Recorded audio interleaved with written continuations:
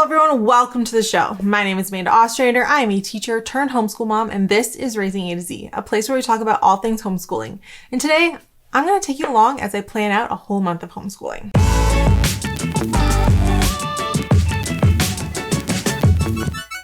So I have learned that homeschool parents in general love a planning video. You guys love it. They're always my highest watched videos of the entire year. So I'm thinking you're going to like this one. We're going to go on a little journey together. We're going to take our trusty homeschool planner and we're going to plan out an entire month of homeschooling. Why? Because I don't have time to do this every single day. I don't have time to figure out things on like even a weekly basis. I have about an hour a month where I can actually devote to figuring a few things out when it comes to planning our homeschool. And I think that's really all I need. From a couple years of experience, having a little bit of a path does help. Having a plan is a good thing. But it doesn't have to be complicated. And it just involves doing a little bit of prep ahead of time. And so if I can take an hour or so and do that prep, it makes my life a lot easier. So come with me as we plan out a month of homeschooling. First things first, what do you need to plan a month of homeschooling? You need all your stuff. That's the first thing. You need it all out in front of you. You need to have it all there and ready to go. Honestly, this is the biggest step because it involves having to go get everything. So I'm going to have all their workbooks that are workbooks. If I have to print anything, I always print their unit study, that I have to make sure it's printed out and in a pile. I like to go through and load my iPad. I got an iPad last year. I load my stuff onto my iPad now. So my parent manuals and stuff, I put them straight onto my iPad, which has made it so much easier because I'm not spending a ton of money on printing things. So I make sure that my manual's loaded. So this month we're doing the very far north novel study. And so I have that loaded on here. We're doing kingdoms and classification. That is loaded on here. It helps. So I make sure my iPad is loaded. I make sure I have all my books that are there in a pile. I make sure everything is printed. I make sure I bring out my novels, the actual novels that we're reading. I want to have that there and have it all laid out so I can see everything that we are doing for the month. Okay. So now step 2, which is I think what people think of when they're doing planning. We are going to pull out our homeschool planner. This is the one that I wrote. It's available to everybody. You can find it as a PDF over at True North History. I'll put it down below. You can also buy them printed and bound just like this off of Amazon. So I'll put links for them too. This one is dated. So it has actual calendars and with actual dates. There's also an undated version. So if you're I just want the undated, that's also an option. I love having a planner because it does make my life a little bit easier. I have a lot of things that I include in this planner. So I have time blocking stuff so I can make my schedules. I have, there's unit study planners. So when I'm time to build out a unit study, all the stuff I need there. I have budgeting stuff, curriculum lists. There's field trip planners, book lists, planners, long-term planning, all kinds of cool stuff in here. But today we're going to use the main pages. So I have my monthly overview.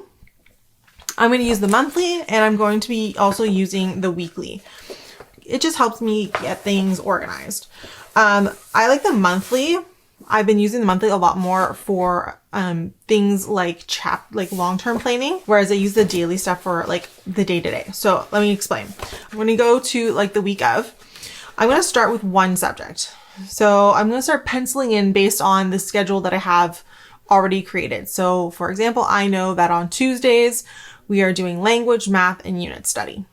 So that's what I'm doing. So I'm going to open our language section or language books. I'm going to figure out what section of copy work we're doing. I'm going to figure out what writing activity we're doing for the week. And then if there's any worksheets that are going to be done, and I'm going to fill that in for each kid. So some of it we do together. Some of it is kid by kid. Alexi has 2 language workbooks. Zoe has one that she's working on. And so like that's where I'll fill those in. Then I'll go on and I'll do the same thing for math. I'll pull out their math books and figure out, okay, here's where we're at. Here's what we're working on. And I like the master books because it has kind of a page 1, page 2, like a day 1, 2, 3, 4, 5 kind of system. But because we only do a 4-day system, that kind of throws us off. But it does give me a general idea because I do find like day 1 is pretty light and day 5 is pretty light. So kind of, if I can kind of like do 1 to 2 pages ish per day, we're usually pretty good. And I kind of like look at the pages if I can and kind of judge what I think they'll actually realistically get done. Sometimes you'll have an activity, like for example, Zoe just the other week had a page where it was like half the page was rounding and it was like, here's a number, which is it closest to? And you just had to circle the answer. That's going to take her like 2 minutes. I can give her more because I know it's not going to take her very long versus like the next page where it was like multiplying. And that's something that we've been working on. I know that's going to slow her down. So I might give her a little less work, on that day because I know she's going to just be a little bit slower because it's a newer skill. Kind of trying to gauge it. That is probably the hardest part about planning is you are kind of trying to gauge it, but we do our best, right? And for me, I find math is kind of the easiest because you're kind of just like trucking along. You're just moving forward. So we've done language, we've done math, and now I'm going to pencil in whatever other subject I have planned for that day. I only try to do 3 lessons a day. I try to stick to only 3 subjects a month. So on a Tuesday, we're going to go in and we're going to pencil in a unit study. And I'm looking at what lesson. We're on lesson 3.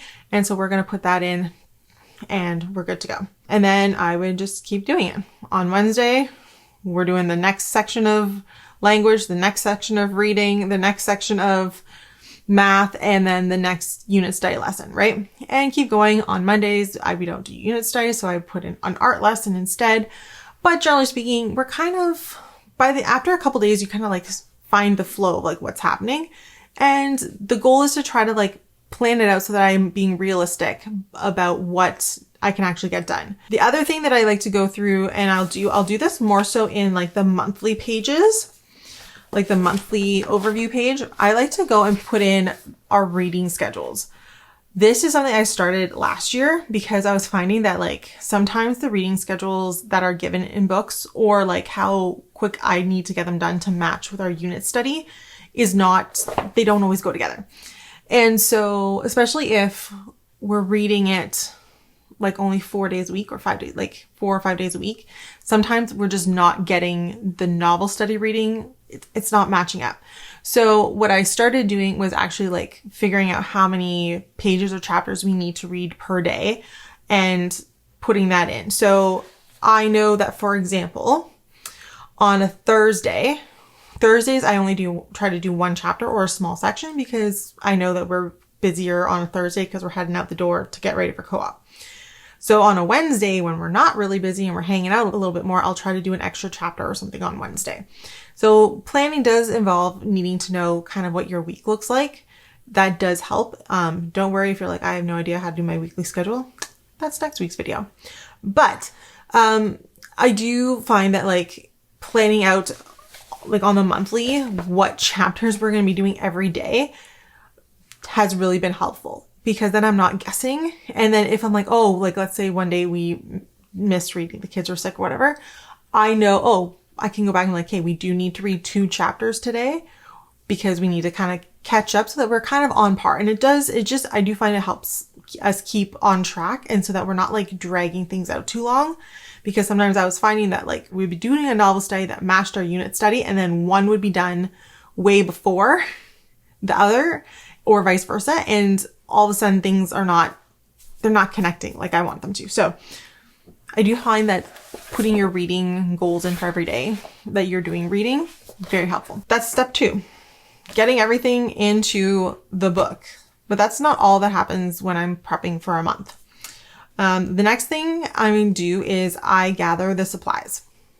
This is something that I'm working on. It is not something that I'm inherently good at.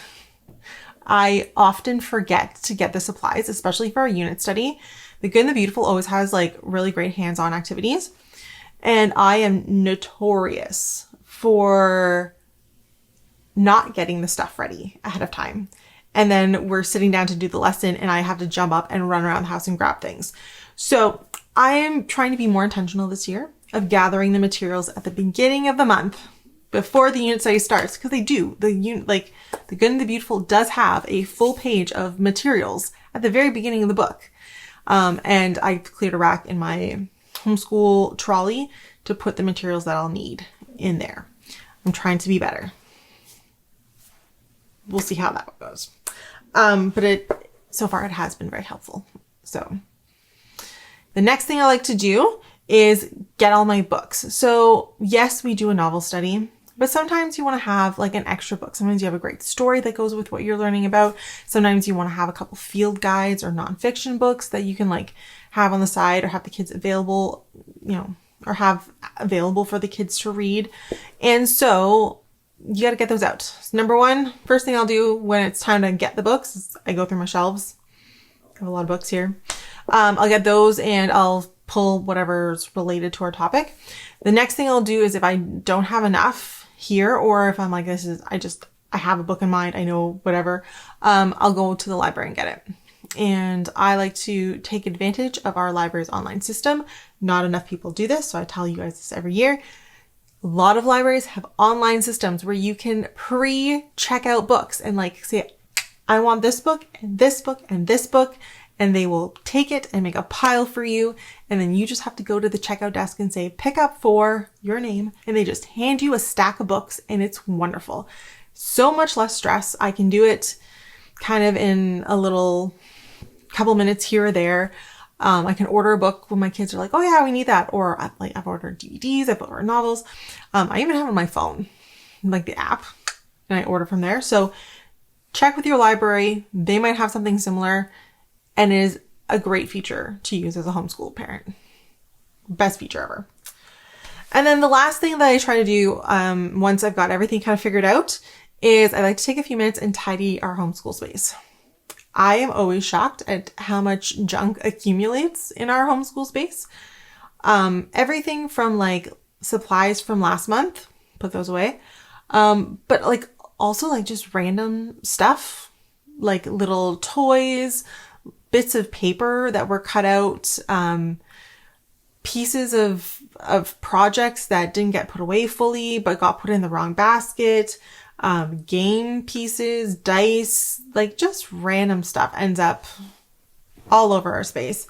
So I like to take a few minutes and clean our space, get rid of anything that we don't need for the month, clear out all those papers, stack the books better, take 5 minutes and sharpen a couple pencils. Our electric pencil sharpener is wonderful for that.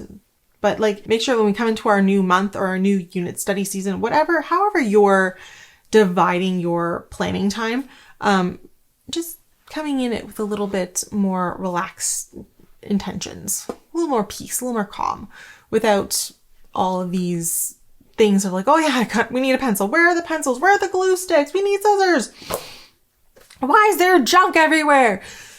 Just take 5-10 minutes. Really does help. So those are all the things that I do when it comes to planning. I find that I don't like to plan more than like a unit or a month's worth at a time. I just don't think it's conducive. I feel like at that point you're not giving yourself grace, because if you plan more than like a month, like what happens if you're sick? What happens if you have a meltdown day and you just have to call it? What happens if there's a doctor's appointment that comes up, or like your friends say, hey, we got a really cool field trip experience? Like you're not giving yourself the ability to be kind of flexible if you're like your whole year is planned out up front. So I do try to kind of do a month at a time. I know some people who do the entire year and they have every day planned out, and that is wonderful. I wish that was realistic. I wish that was an option. For me, it's not. And so I'd rather not do work that's not going to be useful in the long term. So I do a month at a time-ish. And yeah, depending on the unit. Some units are 5 weeks. Some units are 4 weeks. We just kind of vibe it that way. But yeah, I think it doesn't have to be fancy. Doesn't have to be cool. I do like using some colored pens just to make it pretty for me. But like planning is about giving yourself a map. I'm a big believer. One of my like life philosophies is failing to plan is planning to fail. And I think that is very true, especially when it comes to homeschooling. If every day you're waking up and you're like, I have no idea what we're doing today, you're using so much mental brain power to plan and figure out what you're going to do that day. When you're in the zone of planning and you can plan out a month's worth of learning and activities and whatever you need to do, it just takes that stress off your plate every morning. It's one less thing, and it's going to create a lot more calm and a lot more peace in you as a parent. And then that's going to like spread into your homeschooling. And that's going to mean more calm and peace for your kids when it comes to their schooling. I just think it's a really good thing to have practice in. It's like a form of parental self-care when you're homeschooling. Like, having a plan is a roadmap. Yes, you can take little detours here and there, but it gives you like a guide of where you're going. And I think that is one of the reasons why I love planning. I think that's why a lot of parents love planning. And I think it's just a really good thing for a lot of people to do. So it doesn't take long. Usually this whole process will take me about an hour and a half on a Sunday afternoon. And then I'm set for the whole month. So a little planning goes a long way, and it creates a much better homeschool environment. So thank you for watching. If you guys have any tips about homeschool planning or how you like to plan, drop them down below. I'd love to hear them. Make sure you follow me on Facebook, Instagram, and TikTok so you see how we do this on a regular basis. Don't forget to subscribe here so you get notifications about videos, and consider becoming a member. Members get bonuses like early video releases. They get special videos, unit study reviews. You'll definitely want to make sure that you are one of those members. Thank you so much for watching. I'll see you guys next week when we talk about how to build a weekly routine that works. See you later.